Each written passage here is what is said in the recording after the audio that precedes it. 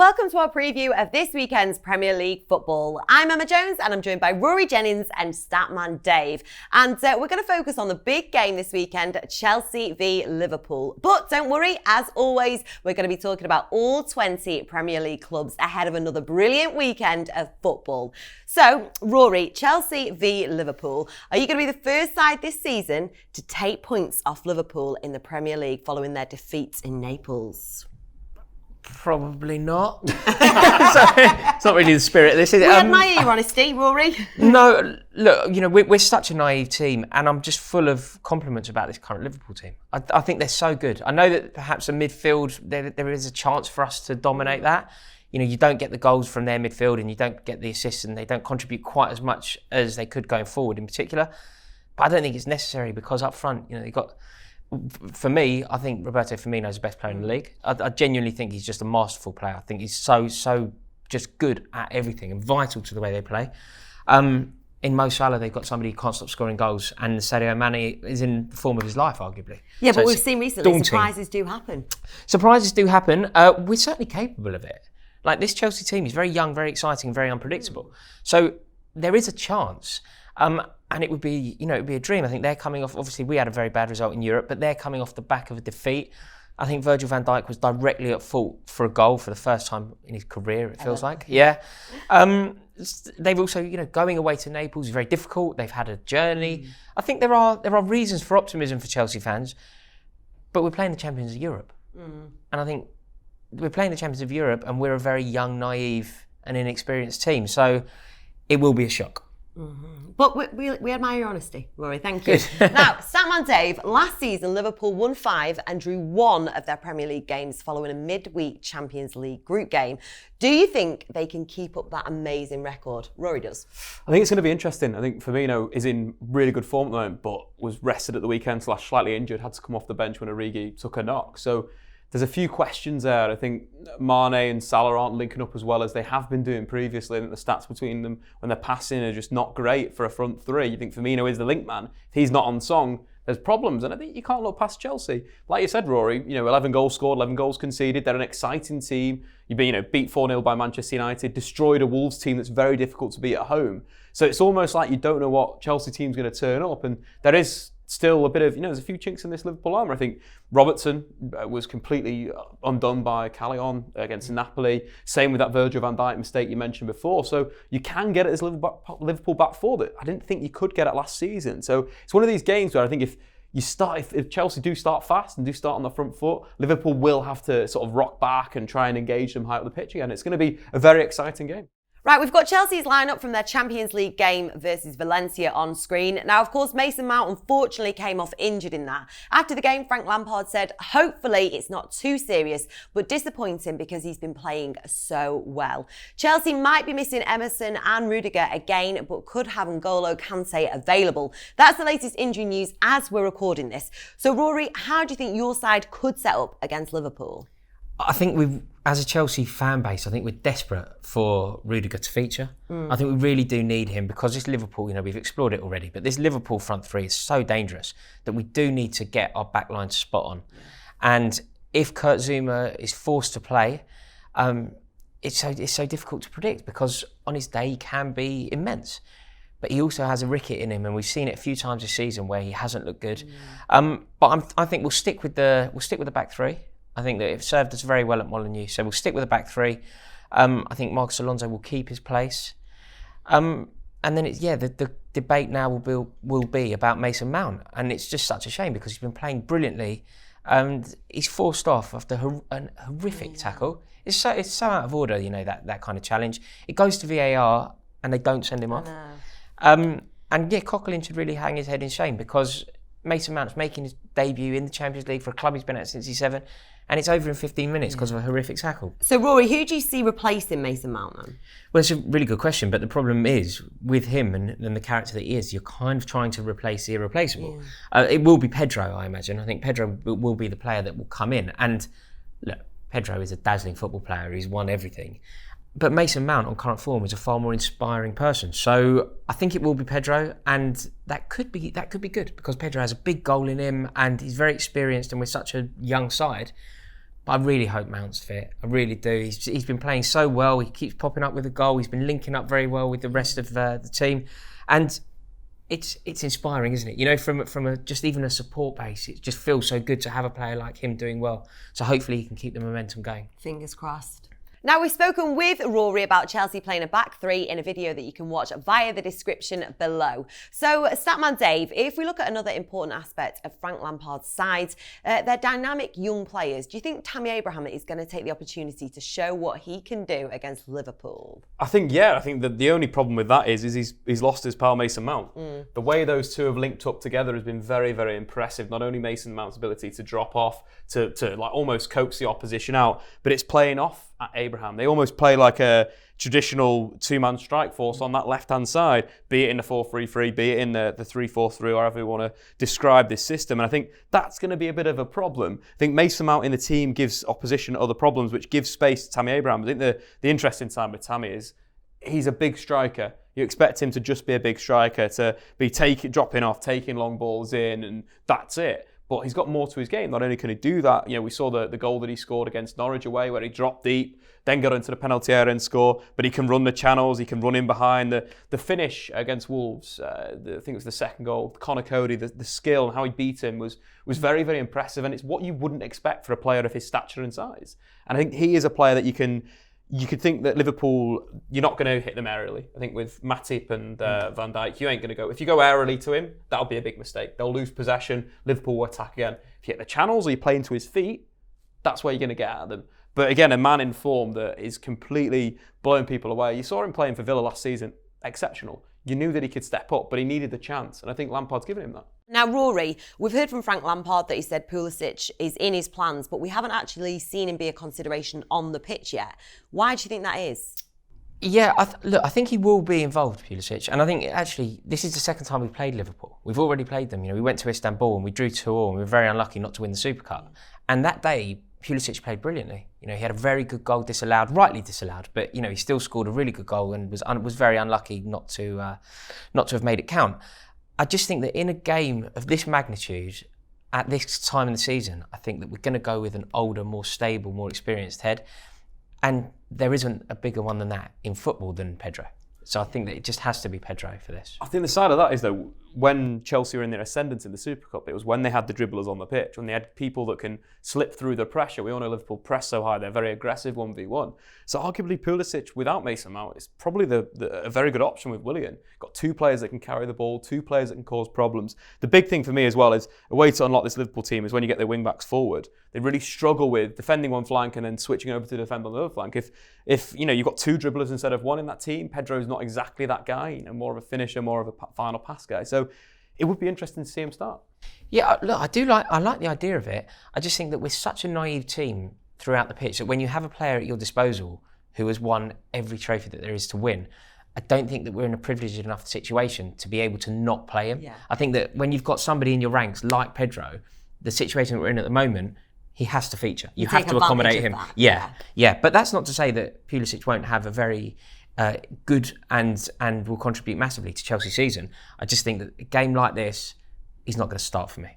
So this is Liverpool's 11 from their Champions League game against Napoli. And the latest injury news is Naby Keita is expected to be back in training. But as we're recording this, there's no word on if he'll be ready for the game. So Statman Dave, how do you expect them to approach the match at Stamford Bridge? I think it's going to be quite interesting. I think that they've come to Stamford Bridge, they've done quite well in recent years. But Chelsea have always had that sort of stubbornness to them. The David Luiz ball over the top, I remember from a few seasons ago, that really opened up the door and stopped Liverpool what they do well. What they do well, of course, is the pressure. It's squeezing the pitch up. It's getting the back four nice and high. It's closing down the sort of periods of where you can play. And then as soon as you play out, it's the pressure. If you're playing that way, you're going to commit all those bodies forward. The one thing that Chelsea may need to do is play through this. The big player, of course, we mentioned before, Firmino, what a play. He's kind of back to his, you'd say, Champions League of 2 seasons ago, where he was arguably the best player in the world. Yeah. That season, bar Ronaldo. Really good season there. So what you're going to get from Liverpool is that ability to play on that front foot, is to press Chelsea out of the back. So if Chelsea want to play through,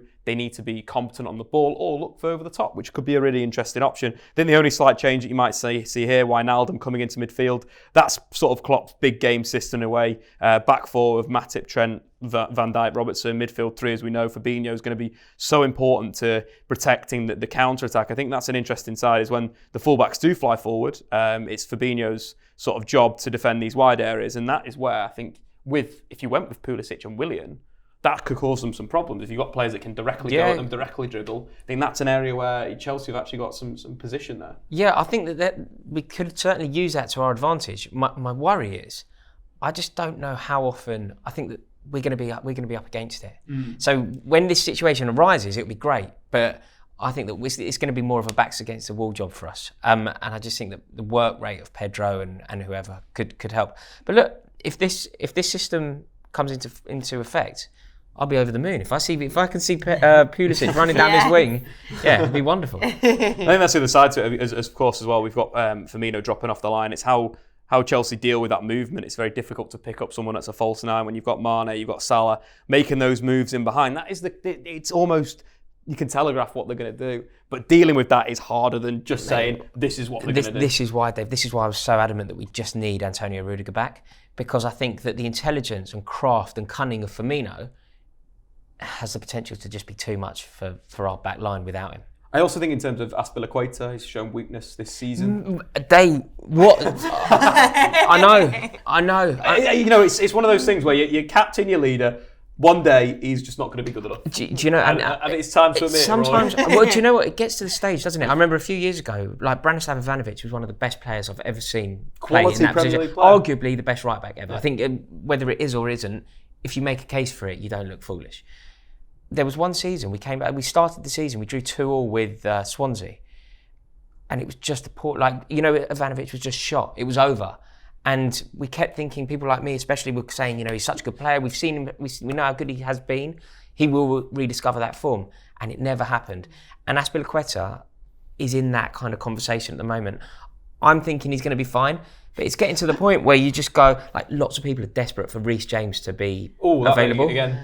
Lots of people are very desperate for that. But yeah, Azpilicueta this season his form hasn't been anything short of atrocious. So, Statman Dave, we've heard Rory say that Azpilicueta could be a weak spot there. That's also the side that Zouma would play on. That's a big danger. I think if you're looking at Lampard of how to deal with some strengths and counteract that, there's got to be a big plan in there. I think first up, if Rudiger comes back in, you've got a player that's better 1v1. You've got a player that can comfortably deal with Mane on the outside. If Mane's looking to make the move inside, can track him, and you sort of got a player there that's a bit more competent, you'd say.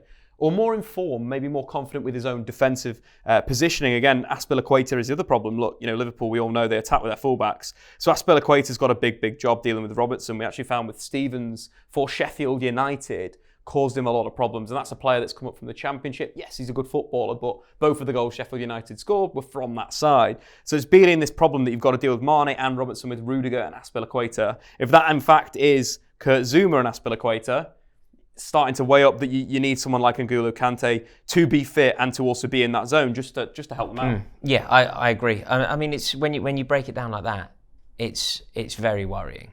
But equally, if we can get Rudiger back there, I think suddenly it really does change, because not only does he bring an awful lot as his own character, but he will inspire Christensen, Tomori and Kepa. They'll all feel so much more confident having him around them. So I think getting him back, when the team sheets come out an hour before kickoff on Sunday, if Rudiger's in it, I think it really does have a huge impact on your day, on our life. Yeah, it really does. I just think that without him, we're really up against it. With him, I think that we're in with a shout. Fingers crossed for your general well-being then, Rory. Right, as well as Chelsea v Liverpool, we have many other Premier League games taking place this weekend. Let's start on Friday night then, lads, and get your predictions on what's going to happen. We've got Southampton against Bournemouth in the late kickoff. Over to you, Dave. The South Coast derby. Coast, exciting. No, I think Southampton will have the edge here. I think they've started to look a bit better. They're a very flexible side. They can switch between back three, back four. They press high. They've got some good players in there. James Ward-Prowse has shown that he's a very good central midfielder. He's played central midfield, right wing back, right attacking midfield. So I think they've got enough flexibility to deal with Bournemouth. Bournemouth come off the back of a good result. Ryan Fraser back in the goals, back in the assists. with Callum Wilson. I think if Bournemouth are going to go through here, that partnership needs to be rocking. But I think Southampton collectively just look like a good team now. Right, let's go to the early kickoff on Saturday. Leicester take on Spurs. That's a good one. Heung-min Son, I think he's going to be the guy. He's someone that's hungry, that can take the ball on, that can dribble at you, that can score, that can do everything. Leicester were poor against Manchester United. They should have got more from that game. They had enough of the ball to open Manchester United up, and unfortunately they didn't do that. I think James Maddison, Vardy, they need to be a little bit more feisty in a way, a little bit more, hungry for that goal, hungry for that chance to move. So I think for me, Tottenham have got this with Heung-min Son. That factor's so important. But surely, aren't they, Rory, then going to go to Spurs feeling that they've got a point to prove? Well, Spurs are going to go to them feeling that they've got a point to prove. Well, I was really disappointed with Leicester, actually. Ahead of that Manchester United game, I really thought Leicester were going to win it. Yeah. And I think if Maddison had scored that early chance, I think it could have been a very different game. But I think they let themselves down. I don't know if it was stage fright or what, but they didn't perform to the level that they were expected to. So if they are to launch this sort of serious and sustained bid for the top four, which people have been saying, I'm never going to say Tottenham are going to win a game. So I have to. I'm going to go Leicester 3, Tottenham 0. Oh, well, it'll be a good one to watch that. Right then, I imagine a very smug Norwich take on Burnley as well on Saturday. What are you saying, Statman? It's going to be a good game. I think this is the styles clashing again. We've seen Norwich pull off an absolutely wonderful result against Man City, playing the way that they want to play. Pundits and people around the football industry are now going, well, Norwich should play the way they want to play because they beat Man City. I think that's a gauge of they're doing the right thing. The interesting side with Burnley is there'll be a whole host of different problems. Long balls into the channels, aggression in central midfield, and they can play. Burnley aren't a bad football inside now. Dwight McNeil on that left-hand side had a little bit of sort of swagger there. You've still got Ashley Barnes, who's coming back from that injury from last week. Now should be, there's a big game for him. So I think it's going to be goals, but maybe a draw because both teams have their strengths and it's about sort of playing to those strengths, but they kind of like weigh each other out. I think Norwich's centre-halves going to have a lot more problem than they did against Manchester City, which is a crazy thing to say. But what's going to happen? Do you agree with that, Rory? I think Burnley's going to win this one. I think Burnley will win. I think that Norwich last week, obviously they did brilliantly. But I think that will be a warning sign to anyone who faces them. Yeah. And I think that Burnley will immediately want to assert themselves. Exactly. Yeah. Well, promoted Sheffield United, they've done all right so far, haven't they? They head over to Goodison Park to play Everton. What are you saying? Yeah, again, they've looked good. They should have got something out of the result last week. I think that Southampton defeat was quite bad for them. That was almost a 6-pointer in the relegation battle. I think both teams are competing for that. We spoke about their system, their tactics. With Everton, it's almost like they should be doing better. They're underperforming. Their run at the start of the season was relatively easy. They've not played one of the big boys. They should be pushing through with all their signings, but it's classic like Everton that they always start weird form and then they finish the season well. So it feels like a moment that Sheffield United could get a result here, but I wouldn't bet against Everton. Yeah, I agree. I think that I think Sheffield United, they overperformed. They got a result at Stamford Bridge, having been 2-0 down. They did brilliantly. I think this could be one leap too far. I think that Everton would just be slightly too strong for them. Well, we shall see. Right then, Watford, they're going to be feeling pretty good, aren't they, after the other day? They take on Man City, though. Yeah, they outshot Arsenal, which was absolutely crazy. Massively outshot Arsenal. But it just feels like this Man City team, after the FA Cup final result as well, where they absolutely destroyed them. And the big thing is Pep. Is Pep going to play Kevin De Bruyne? I don't understand why you wouldn't play your best playmaker in a game of that magnitude. Norwich, it's a big game away at Carrow Road this season. People will understand that, and you don't play him. I don't understand it. I don't understand. Poor, I think it's poor management. This is a must-win game now for City. Absolutely. They are. It's the two teams that are competing for the title are so strong that I feel like every week now is a cup final for those teams. And the fact that Liverpool are 5 points clear is huge. If it goes any more than that, I think it becomes insurmountable. And we're not even in October. But you've also got Laporte out injured. John Stones is now out injured. Who's going to play centre-back? Is Pep Guardiola going to step up and play centre-back? Or is Fernandinho? You've got maybe Eric Garcia could come in. But again, Pep Guardiola doesn't really trust young players. Phil Foden could have played last season when they had about 20 injuries in central midfield and he didn't. So it's this is a big question on Pep Guardiola now. If this season, if it doesn't go right for him, he could be out. Imagine. Well, it is a big game for them, certainly is a must-win. And then the 5:30 kick-off on Saturday, Brighton head to St James's Park. What are we saying, Statman Dave? I think I'm going to miss this one. I think it's going to be a bit of a shocker of a game. Newcastle have been so boring, and Brighton are still not quite where Graham Potter wants them to be. I think it's five of the back defences against each other.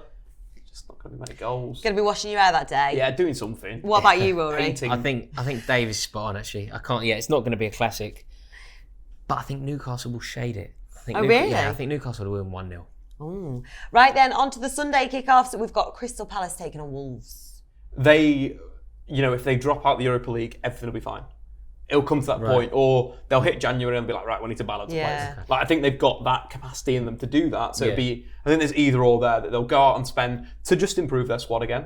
Right. Or something's going to change, but not the manager. Basically. I can't see it. You couldn't see that. I think he's done too much for the club. I think that the style of football is ingrained from him. It just be a bit too far. If just shows you how hard it is. This time last year, people were suggesting that he was the man for the Chelsea job, the man for the Manchester United. Just shows you how hard it is. Right then, a game that you're certainly going to be watching, Statman Dave, Man United, West Ham. Well, we were recording this video before the Europa League game where Ole Gunnar Solskjaer plays all the kids and they win 10-0. So it'll be very positive. The away fans will be hyped. Anthony Martial looks like he's fit for the game, which is good. He's shown some really good hold-up play. You still want a little bit more movement in the box from him, but some positives there. Rashford's in there. I want to see a midfielder, Fred McTominay, supporting Paul Pogba. I think that's the way to get the best out of the Frenchman. But West Ham have shown that they are pretty difficult to beat this season. Sebastian Haller is a wonderful centre-forward, capable of the extraordinary, but also bringing people into play, scoring goals a lot. So he'll be a threat. If he can match himself up with Victor Lindelof, we've seen him, the Swedish defender, struggle with big target men. Could be a problem, but I can't see past Manchester United at least winning 2-1. I agree. I think Pellegrini's going to do his best to get one over on his former rivals, but I just think United will be too strong in this one. You don't think it's going to happen? I wish, but no. Right then, let's have a look at the 4:30 kickoff. Arsenal take on Aston Villa. That's going to be a tough one for Villa. It's a big one. This is huge. Villa were good on Monday night. They played well against West Ham. They were almost unfortunate. If Wesley had two big chances, both created by Jack Grealish. If he'd put them away, they'd win the game. It was tight. So I think that they've got that potential to do that. I think if they play with the intensity, that's what I think John McGinn in midfield brings such intensity that if they can play high against Arsenal, upset them early doors, it could be problems. Arsenal are so leaky. I don't like talking in hyperbole, and I don't even think I am here. Can we put a definition of that in the comments? Can we write that for anyone that doesn't know what that means? If they don't win, Arsenal, I genuinely think it then becomes a crisis. I genuinely do. I know that they've got a similar points tally to lots of very good teams. I think they're on the same as Chelsea. But I just think that the way that it's going, what Unai Emery, what was expected of him, what he delivered last year, at some point now, the way that they were 2-0 up against Watford, 2-0 up, and they threw it away. Any more, and people are going to start asking serious questions. Yeah, again, a must win for Arsenal. And of course, we've chatted quite in depth about the Chelsea-Liverpool game. But just in summary, Dave, your thoughts on the game? I think I'm going to go for a Liverpool win. I think Lampard will play a back four, not back three. And he'll go against what he should do. Oh, really? And that's why they will. Yeah, I'm gonna. My prediction is 3-2, but I feel very, very optimistic doing so. Before you go, Rory, we've got one last thing, the fabled Squawka Challenge. So here's the current leaderboard. Got Sam Lee and Jamie Jackson, 24, Paul Machin, 8, Nick Bright, 7, Jesse Lingard, 7, and Stephen Howson, 6. Right? So I'm going to give you 60 seconds to name as many Brazilian football clubs as you can, starting now. Corinthians, Fluminense. This is a bad game for me. This is such a bad game for me. So far, so good. Boca Juniors, no. Argentina, unfortunately, Rory. Oh, God. Good guess, though. This is bad. Right, Corinthians I only know because I went to see Chelsea play against them in Tokyo. So that's basically one I wouldn't have known. You can just keep repeating that. Yeah, just keep saying Can we get a time check? How long's he got? About 30 I think seconds. I could have 2 hours. I don't know if I've got any more in me. Oh, mate. Do you know any Brazilian cities? Yes, lots. Can we play Go the on. game? Yeah, go on. Let's go with that and see. Okay, Sao Paulo, Brasilia. I went there for the World Cup. I spent a month there in 2014. You know 2 cities. Where else? Recife. I'm having that one. Yeah, That's definitely a city. I think, I had tickets for a game there that I didn't go to. Time's up. Rory, you got 5, which puts you at the bottom of the leaderboard, but kudos to you. Yeah. How are you saying this to me with like a positive spin? That was amazing. Because and that puts you at the bottom. What? That's not good news. It's like when a newsreader starts to congratulate someone and they've done nothing. It's terrible news. No, You've given it to me with a smile on your face. Listen, you've got 2 second division clubs in there, so well done. Pat on the back for you there, Well Rory. done, Good yeah, work. yeah. I mean, you might I'm be livid. bottom there, but well done. I am livid. Does everybody answer the same question? Yeah. Yeah. You're beaten by the Hang on great a Jesse minute. Lingard. You're telling me that somebody got 24. Jamie Jackson was probably a bit of a passenger. Sam Lee was, On it. yes. 24 Brazilian teams. Right, Rory, you might be bottom of our leaderboard, but thank you so Gremio. much. Are you still playing the game? Gremio. No, you can't have it now. The time's up. Sorry, Rory. Thank you so much for coming along. Tell the people at home where they can find more of you online. My name is Chelsea Rory on Twitter, so come over there and attack me for my lack of knowledge on Brazilian football. Remember, we want your feedback in the comments. We're going to invite guests from other clubs along each week, so please do put your suggestions in the comments for people you'd like to see on here. Subscribe if you're new for more videos like this. Enjoy the weekend's football, and we'll see you next time on Vasco da Squawka. Gama. No, Rory, time's up. You're still bottom. Damn it.